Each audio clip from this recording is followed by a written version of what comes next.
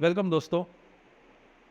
LGBT का issue हम discuss कर रहे थे और मैंने आपसे वादा किया था कि मैं हिस्ट्री के ऊपर इसके बात करूँगा। सबसे पहले जो हमारे पास जो एविडेंस मिलता है होमोसेक्सुअलिटी का सोसाइटी में, वो आज से 4000 साल पहले का मिलता है। सोदोम और गोमोरा की दो बस्तियाँ थी। आज जो डेड सी का इलाका है जॉर्डन में, उसके करीब सबसे पहले उल्लेख जो है बाइबल में और कुरान में हमें सोदोम और गोमोरा की बस्तियों का मिलता है कि वहाँ जो है वो होमोसेक्सुअलिटी पाई जाती थी। और कुरान में ये भी मिलता है कि इससे पहले कभी लोगों का ऐसा आचरण नहीं रहा। इसके दो मतलब हो सकते हैं। एक तो ये है कि इससे पहले कभी होमोसेक्सुअलिटी थी ही नहीं, या फिर ये हो सकता है कि इतने बड़े पैमाने पे सोशल लेवल के ऊपर किसी ने इसको जो है वो इतना सैंक्शन नहीं किया था, जैसे आज हो रहा है कि उसको बिल्कुल जो है लिबरल तौर पे जो है वो फ्री समझा जा रहा है। ऐसा कभी नहीं हुआ था।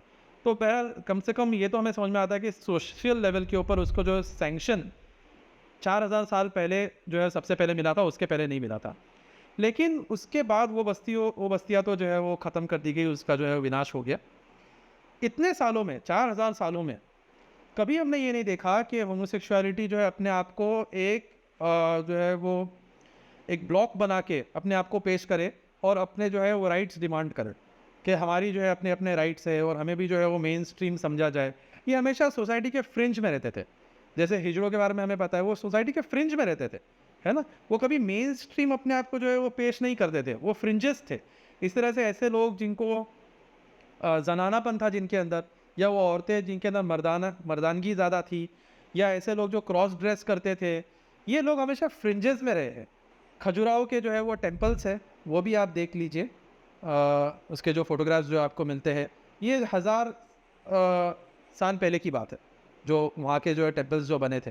खजुराहो के साथ जो है वो और भी ऐसे टेम्पल्स है, जैसे भोरामदेव टेम्पल है। ये भी 10वीं और 12वीं शताब्दी के जो है वो टेम्पल है। उसमें भी हमें होमो और एरोटिक जो है वो स्ट्रक्चर्स मिलते हैं, लेकिन हम फिर भी यही समझते हैं कि ये जो है वो कोई ना कोई जो है वो किसी हद तक जो है फ्रिंज था, या कोई छोटी छोटी सोसाइटीज़ थी जो इसको जो है वो सैंक्शन करती थी। ये जो पूरा टर्न हुआ है, जो आज हम जिसको एलजीबीटी के रूप में देखते हैं, इसकी हिस्ट्री ट्रेस बैक की जा सकती है 1969 में। जून का ही महीना था ये, जो प्राइड मंथ जो मनाया जाता है। स्टोन वॉल राइट्स के नाम से ये एक किस्सा बहुत मशहूर है। स्टोन वॉल जो है न्यूयॉर्क के एक पब का नाम था, एक जो है वो इन का नाम था, जिसमें 28 जून की बहुत सुबह सुबह, 28 जून 1969 में पुलिस ने रेड मारी थी। और बहुत सारे ऐसे लोग जो है वो होमोसेक्सुअल एक्ट्स के अंदर जो है वो पाए गए। और उन लोग ने बाद में जो है वो अपनी एक राइट मूवमेंट, जैसे अमेरिका में एक सिविल राइट्स मूवमेंट जो है उसके पहले जो है वो चल रही थी, तो इन्होंने उसी की जो है वो बहती गंगा में हाथ धोते हुए अपना एक गे राइट मूवमेंट जो है वो शुरू किया। और फिर एलजीबीटी के एडवोकेसी ग्रुप शुरू हुए 70s और 80s के अंदर। अभी कुछ सालों पहले की बात बता रहा हूँ, 50 साल पहले की बात बता रहा हूँ।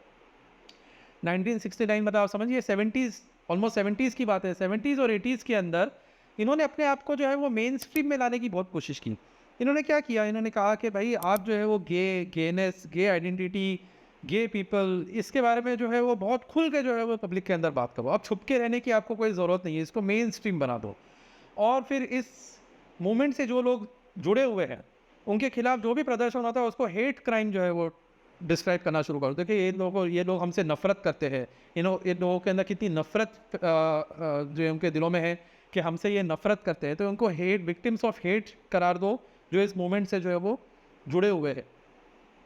फिर और क्या किया उन्होंने, जो लोग इसके कॉज के लिए जो है लड़ते हैं, उनको सुपर हीरोज की तरह जो है वो पेश कराओ कि देखो ये है चैंपियंस ऑफ ह्यूमन राइट्स, के गे राइट्स के लिए लड़ते हैं। इनको जो है मीडिया में, मूवीज़ के अंदर जो है वो उनको जो है वो मेन स्ट्रीम कैरेक्टर्स की तरह लाओ। आप खुद देखिए कि कुछ साल पहले तक हिंदी पिक्चरों में भी जो जनाना हरकतें करने वाले जो आदमी थे, उनके जो कैरेक्टर्स दिखाए थे, वो हमेशा कॉमिक रोल्स में आते थे। कॉमेडी की तरफ उनको लिया जाता है कि देखो ये आदमी जो है वो कैसे जनाना हरकत कर रहा है। लेकिन आज आज जो है वो मेन स्ट्रीम हो गया है। आज गे और वो सब के ऊपर जो है वो बाकायदा मूवीज़ बन रही है हमारी, है ना। मैं मूवीज़ का नाम नहीं लेना चाहता, आप सब जो जानते हो कि कौन सी मूवीज़ जो है वो शुभमंगलम, सावधान, और ये ज़्यादा सावधान, और ये सारी चीज़ें जो हमारे सामने जो है बनते जा रही है। आप बेहतर जानते हो उससे सारी मूवीज़ के बारे में।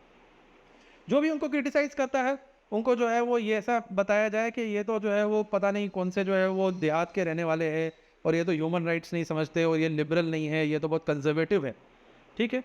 और इनको जो है वो नॉन प्रॉफिट ऑर्गेनाइजेशंस डिक्लेयर कर दिया जाए जो इसके हुकूक के लिए लड़ते हैं, जो इसके राइट्स के लिए लड़ते हैं, ताकि उनको जो है वो फंडिंग भी मिलती रहे। अब तो ये हाल हो गया है दोस्तों कि जो इनके खिलाफ आवाज़ उठाए उनको जो है अनसाइंटिफिक समझा जाता है कि भाई आप जो है वो ये कैसे इसको चैलेंज कर सकते हो कि कोई आदमी अपने आप को जो है वो आदमी ही समझे, वो औरत ना समझ सके।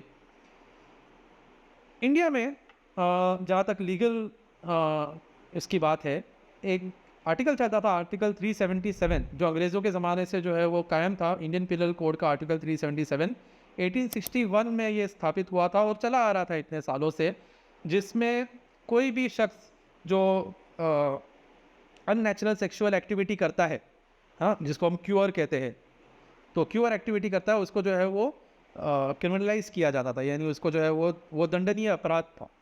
फिर ये हुआ कि जुलाई 2009 में दिल्ली हाई कोर्ट में इसके खिलाफ याचिका दायर कर दी गई, और फिर उसको जो है वापस से, यानी वो उस आर्टिकल 377 को खंडित कर दिया गया और इसको डिक्रिमिनलाइज कर दिया गया।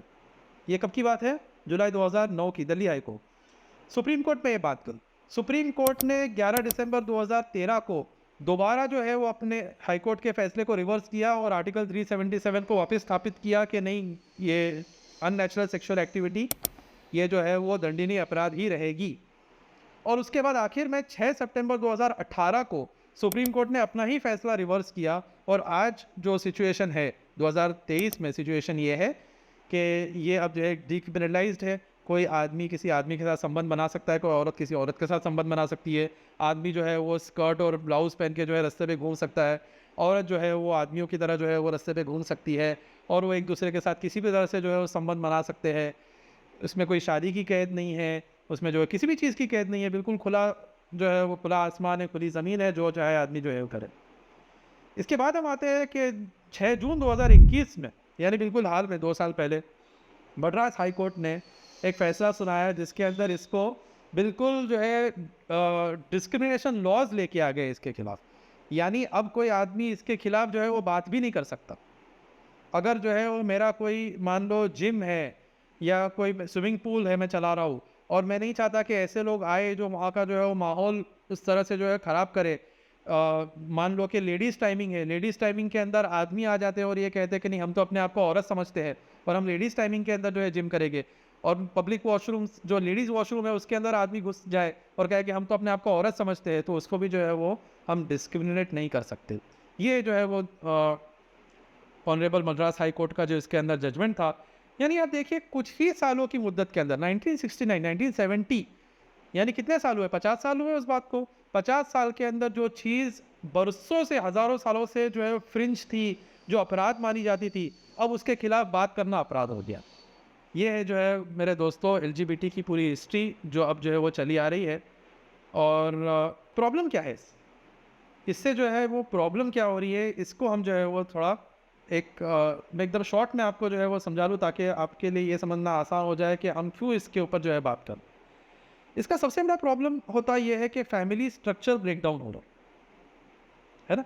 ये तो हम चलो मान ले कि हेल्थ प्रॉब्लम्स नहीं है, क्योंकि आज जो है वो बहुत सारे प्रिवेंटिव मेजर्स आ गए हैं, वरना अगर ये सारे प्रिवेंटिव मेजर्स नहीं होते तो एनल कैंसर और बहुत सारी चीज़ें, मैं अभी अगर गिनाता जाऊँ तो एक लंबी लिस्ट निकल जाएगी मेडिकल प्रॉब्लम्स की जो एनल सेक्स वगैरह की वजह से होते हैं। लेकिन चलो मान लो कि इसको भी ओवरकम कर लिया गया है बहुत हद तक, और एड्स वगैरह जो था, एड्स तो फैला ही था होमोसेक्सुअल्स के ज़रिए से, लेकिन हम कॉन्डम्स आ गए और बहुत सारी चीज़ें आ गई, और हम कह सकते हैं कि चलो ये सारी चीज़ें भी जो है इतना बड़ा कंसर्न नहीं रही। लेकिन सोसाइटी का जो बेसिक नीड होता है वो तो फैमिली होती है। एक मर्द और एक औरत आके जो एक फैमिली बनाते हैं, उससे जो एक औलाद होती है, और जो है वो फैमिली आगे बढ़ती है और सोसाइटी आगे बढ़ती है ना। हमारी पूरी सोसाइटी जो है फैमिलीज़ के ऊपर बेस्ड है। फैमिली सिस्टम का जो है ब्रेकडाउन हो रहा है। और ट्रांसजेंडर की जहाँ तक मैं बात करूँ, इसका सबसे बड़ा प्रॉब्लम स्पोर्ट्स में आ रहा है। स्पोर्ट्स में हम देखते हैं कि मर्द औरत बन के जो है वो औरतों के साथ जो है कम्पीट कर रहे हैं। अब मैं आपको कुछ अगर किस्से सुना दूँ तो आपको तो हंसी आएगी, मुझे तो रोना आता है। अलाना मैकलैफ्लिन नाम का एक शख्स जो यूनाइटेड स्टेट्स की आर्मी का ट्रेंड सोल्जर, वो जो है एक MMA यानी मिक्स्ड मार्शल आर्ट्स फाइट के अंदर औरतों के फाइट में हिस्सा लेता है और जीत जाता है, ऑब्वियसली जीतेगा वो एक आदमी है, लेकिन वो ये कह के जो कम्पीट करता है कि मैं अपने आप को औरत समझता हूँ, और वो जीत जाता है। इसी तरह से स्विमिंग के अंदर बहुत बड़ा इशू हुआ था पिछले साल। लिया थॉमस नाम का एक आदमी जो अपने आप को औरत बताता था, उसने 500 यार्ड के फ्री स्टाइल स्विमिंग कंपटीशन को जीत लिया। फिर फीना जो वहाँ की जो ऑफिशियल बॉडी है स्विमिंग की, जैसे फुटबॉल का फीफा होता है वैसे स्विमिंग की फीना होती है, उन्होंने फिर जो है इसको बैन कर दिया कि कोई जो है वो ट्रांसजेंडर जो है वो कम्पीट नहीं कर सकता औरतों के साथ। लेकिन हमारे यहाँ मामला और है। केरला हाईकोर्ट ने जुलाई 2022 में ये फैसला सुना है कि जब तक जो है वो कोई कॉमन स्पोर्टिंग एक्टिविटी की बात नहीं होती तो तब तक ट्रांसजेंडर चाहे तो मेल के साथ कम्पीट करे और चाहे तो फीमेल के साथ कम्पीट करे। अभी आप खुद ही समझ सकते हो कि जहाँ रेसिंग और स्पोर्टिंग इवेंट्स और रेसलिंग और ये सब की बात आती है तो कोई जो है वो फीमेल के साथ जीतना आसान समझेगा या आदमियों के साथ जीतना आसान समझेगा। और ये मसला बहुत आगे जो है वो बढ़ चुका है, यहाँ तक कि रेप अक्यूज्ड को भी जो है इस बिना पे छोड़ा जा रहा है, वो ये कह के कि भाई मैंने तो जो है मैं अपने आप को औरत समझता हूँ और मैं तो रेप कर ही नहीं सकता क्योंकि मैं तो अपने आप को औरत समझता हूँ। बाकायदा रेप जो है वो साबित हो चुका है, और फिर उस आदमी को ये सिर्फ इस बिना पे कि वो अपने आप को औरत समझता है इसलिए उसको औरतों के साथ जेल में जो है वो बंद कर दिया जाता है। एक रेपिस्ट को औरतों के साथ जेल में बंद कर दिया जाता है सिर्फ इस वजह से कि वो अपने आप को ये कहता है कि मैं जो है एक औरत हूँ। एक बहुत जो है वो अगस्त 2021 का एक केस है, क्रिस वेस्टन चैंडलर जो अपने आप को फिर क्रिस्टीन कहने लग गया, वो ये कह के बस जो है अपने आप को बचाना चाह रहे हैं रेप के चार्जेस से कि मैं तो जो है एक औरत हूँ। अब आप समझिए एक बात कहाँ तक जारी है।